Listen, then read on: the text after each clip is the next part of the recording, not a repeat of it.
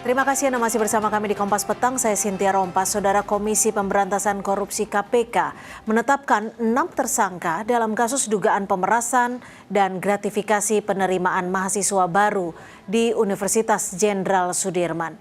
KPK juga mengungkap dugaan keterlibatan seorang guru dalam kasus tersebut.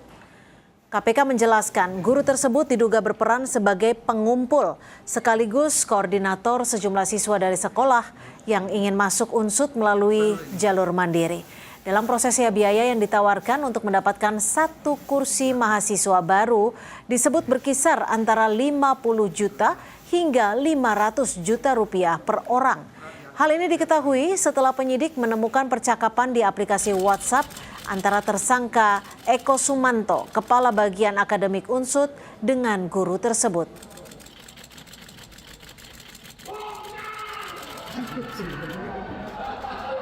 Transaksi atau negosiasi terkait pungutan-pungutan kepada calon mahasiswa baru yang melalui ketua, yang melalui orang tua, dan melalui guru ini juga dilakukan oleh saudara IS. Nah, biasanya kalau yang kami sudah dapatkan sementara begitu ada beberapa kelompok siswa dari SMA yang kemudian dikoordinir oleh seorang guru begitu. Nah, ini guru ini yang kemudian ada kami temukan percakapan di BBE-nya dengan saudara IS yang kemudian ini ada tawar-menawar jumlah kuotanya dan juga tawar-menawar terkait per orangnya, per kepalanya itu berapa. Berkisar antara ada 500 sampai yang paling tinggi itu 500 sampai yang paling rendah itu ada 50 juta. Sementara proses hukum terhadap dugaan korupsi berjalan di KPK, Universitas Jenderal Sudirman masih menginvestigasi para mahasiswa kedokteran yang masuk melalui jalur mandiri dan diduga dengan cara suap, termasuk membahas soal sanksi yang nantinya perlu diambil jika ditemukan pelanggaran kuat.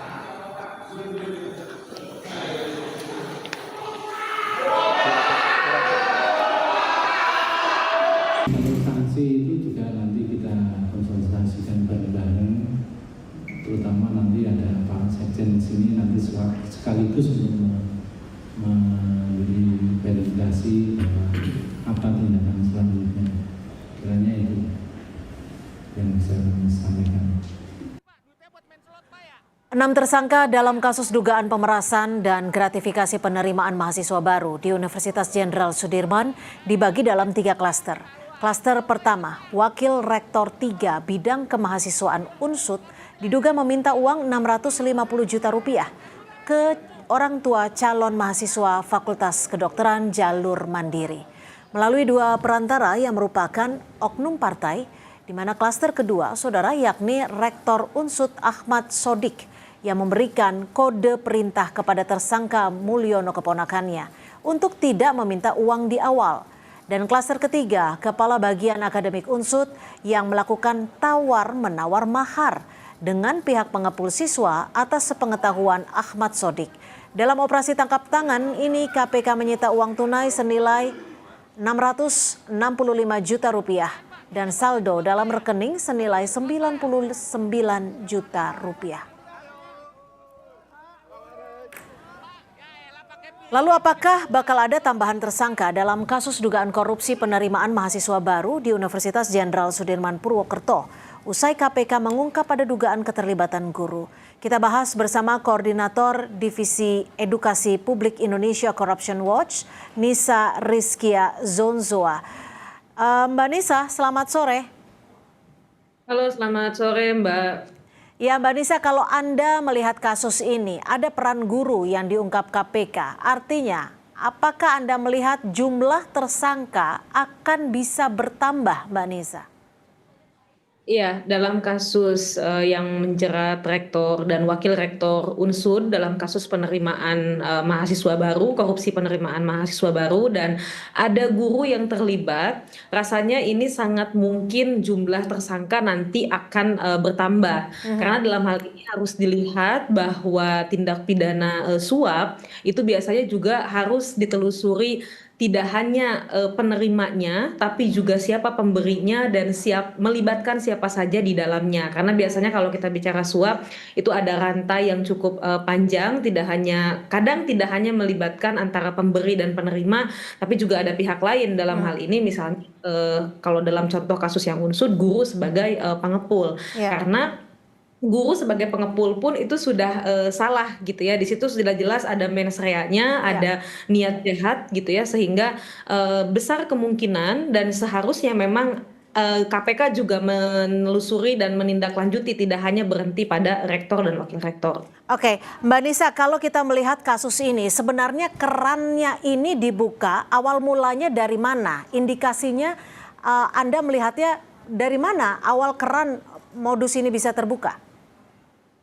Iya, sebenarnya kalau kita bicara modusnya gitu ya Mbak, data ICW aja kan itu sudah bilang dari tahun 2006 sampai 2025 itu korupsi di perguruan tinggi itu ada 60 kasus korupsi gitu ya, dan ini merugikan negara sampai 446 miliar dengan nilai suapnya sampai 4,4 miliar. Tapi khusus kalau kita bicara penerimaan mahasiswa baru saja itu terdapat dengan yang unsur itu terdapat 7 kasus gitu ya, dengan nilai kerugian negaranya mencapai 115 miliar dan suapnya mencapai 4,4 miliar. Ini kerannya sebetulnya dibuka dari permasalahan pembagian slot atau pembagian kursi untuk penerimaan mahasiswa baru. Kita tahu sekarang penerimaan mahasiswa baru kurang lebih yang secara umum itu ada 3, ada SNBP, ada UTBK, dan ada jalur mandiri.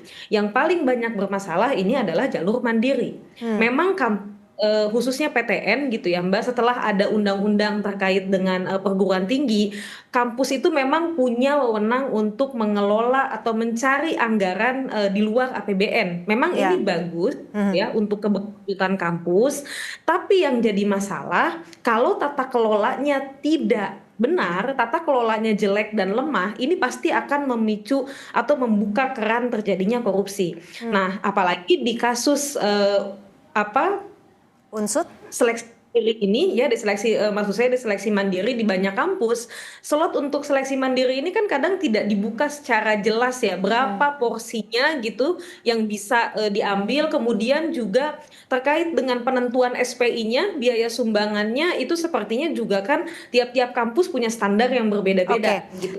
Jadi gini, bagaimana kita bisa membedakan jalur mandiri ini benar-benar resmi dan dana yang masuk itu masuk ke kantong yang resmi atau ada unsur jual beli kursi di dunia pendidikan? Ya, kalau untuk jalur yang resmi sebetulnya untuk jalur mandiri yang saya tahu di tahun ini tuh Mbak ada 2 cara masuk. Satu lewat tes, satu lewat rapot lagi. Meskipun jalur mandiri begitu ya, beberapa kampus PTN itu menerapkan jalur rapot kembali untuk mandiri. Ikuti prosesnya gitu ya, ikuti prosesnya apakah yang seleksi jalur seleksi tulis ataukah seleksi rapot untuk yang mandiri. Kemudian lihat berapa yang resmi dipublish di website, berapa yang diminta untuk biaya sumbangan yang resmi gitu, karena pasti kampus akan merilis itu di website masing-masing fakultas atau masing-masing kampusnya. Jangan pernah orang tua atau mahasiswa, kalau yang tidak resmi ini pasti ada jalur belakang nih, entah lewat guru di sekolah yang memang punya kedekatan dengan beberapa universitas, entah langsung dari pihak-pihak universitas, oknum mungkin ya kalau kita biasa bilangnya, yang diduga ya punya kecenderungan untuk melakukan korupsi, kita mencari calon-calon mahasiswa baru, nah yang kemudian membuat adanya praktik-praktik suap gitu di sebelum proses itu berjalan gitu, atau misalnya gratifikasi juga itu mungkin gitu. Mbak Nisa, kalau Anda melihatnya, apakah memang se-urgent itu ketika perguruan tinggi negeri memerlukan jalur mandiri untuk mengisi kuota bangku siswanya? Sebetulnya kalau untuk mengisi bangku siswa itu masih bisa dimaksimalkan lewat jalur rapot SNBP atau lewat jalur UTBK, tes nasional, itu masih bisa dimaksimalkan sana sebetulnya Mbak. Tapi kemudian ini kembali kampus memerlukan pembiayaan begitu ya, yang bisa didapat dari sumbangan. Saya bilang sekali lagi, ini tidak salah, tapi yang jadi salah adalah ketika kampus tidak transparan, tidak akuntabel atas dana yang diterima dari penerimaan sumbangan mahasiswa baru ini. Oke, Gitu.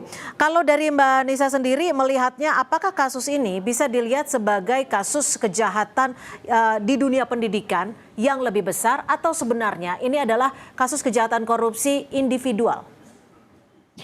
Ini kalau bagi saya kasus kejahatan korupsi pendidikan. Karena masalahnya Mbak, dengan jalur mandiri aja sebetulnya itu harus sudah dievaluasi oleh pemerintah. KPK sejak lama sudah bilang jalur mandiri itu adalah potensi korupsi. Apalagi udah banyak kasus korupsinya. Dan yang kedua, kenapa saya bilang ini kasus di pendidikan, ini menggerus meritokrasi. Gitu. Jadi orang yang memang punya kemampuan, orang yang memang pintar, calon mahasiswa yang pintar dan punya kemampuan, itu belum tentu bisa masuk lewat jalur mandiri pun kalau dia tidak punya uang, gitu. Nah ini masalah. Sehingga ini yang menjadi penting begitu ya, untuk kedepannya jalur mandiri ini dievaluasi oleh pemerintah sehingga lebih transparan, lebih akuntabel gitu. Oke, harus ada evaluasi. Singkat saja, menurut Anda, apakah ini hanya terjadi di Unsud atau ada PTN-PTN lain? Kalau saya melihat ini sangat mungkin, dugaannya sangat mungkin terjadi di PTN-PTN lain. Karena trennya ada Mbak, yang tadi saya bilang kan, dari 2006 sampai 2025 itu udah 7 kasus gitu ya. Sehingga tidak menutup kemungkinan ada tren bisa terjadi di kampus lain. Sehingga pemerintah, terutama Kemenristek-Dikti itu harus segera turun tangan untuk melakukan evaluasi. Kalau tidak, saya yakin di tahun-tahun berikutnya kasus semacam ini akan terjadi lagi, dan yang lebih ironisnya ini semakin meminggirkan mahasiswa atau calon penerus bangsa yang mau kuliah tapi hanya bermodal kepintaran aja gitu, kemampuan aja, prestasi Artinya aja, tapi nggak apakah punya. diperlukan sanksi bagi mahasiswa yang terbukti melakukan ataupun masuk melalui jalur mandiri dengan cara dalam tanda kutip yang tidak benar ini? Ya, saya rasa itu harus, karena kalau hanya kepada pihak penerima, ke depan mungkin orang tidak akan ada efek jera, tidak akan khawatir ya untuk melakukan tindakan serupa gitu untuk menyuap. Kemudian juga harus diingat kalau memang nanti hasil penelusuran KPK ini betul terjadi memang suap itu secara tindak pidananya menjerat kedua belah pihak, penerima dan pemberi begitu. Oke, celah terbesar Mbak Nisa menurut Anda yang perlu diperbaiki agar kasus serupa tidak kembali terjadi? Tadi memperbaiki terkait dengan bagaimana tata kelola jalur mandiri ini, kemudian kampus didorong untuk membuka tadi transparansi, akuntabilitas terkait kuota, terkait penerimaan dana yang didapat dari sumbangan, dan tidak hanya selesai pada memberikan informasi kepada misalnya orang tua siswa yang membayar begitu ya, tapi ini dibuka kepada publik sehingga publik takut bahwa memang sekian yang didapatkan digunakan untuk apa gitu. Oke, dan juga sanksi diberikan bagi pihak pemberi dan juga penerima. Terima kasih Koordinator Divisi Edukasi Publik Indonesia Corruption Watch, Mbak Nisa Rizkia Zonzoa. Terima kasih, selamat sore.